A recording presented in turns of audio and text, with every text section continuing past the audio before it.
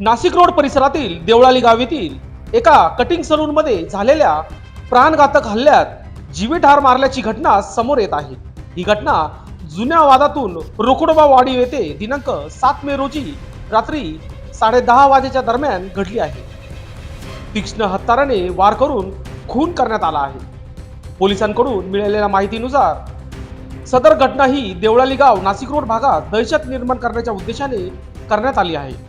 एकीकडे लोकसभेच्या पार्श्वभूमीवर शहरात पोलिसांनी मनाई आदेशासह ठिकठिकाणी कॉम्बिंग ऑपरेशन करून रेकॉर्डवरील आरोपींना ताब्यात घेतले आहे। त्यांच्याकडून परिमंडल 1च्या उपायुक्त मोनिका राऊत यांच्या मार्गदर्शनाखाली नाशिक रोड उपनगर पोलीस अधिकाऱ्यांनी प्राणघातक हत्याराने सुद्धा जप्त केले आहे। सराईत आरोपींना हद्दपार देखील करण्यात आले आहे, परंतु भर वस्तीत धारदार तीक्ष्ण हत्याराने तरुणाची हत्या केल्याचा प्रकार नुकताच समोर आला आहे। या घटनेने नाशिक रोड परिसरात घबराटीचे वातावरण निर्माण झाले असून पोलिसांच्या कार्यक्षमतेवरती संशय व्यक्त केला जात आहे।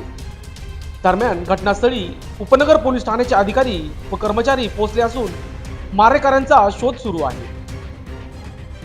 लोकशास्त्र न्यूजसाठी विशेष प्रतिनिधी नाशिक रोड।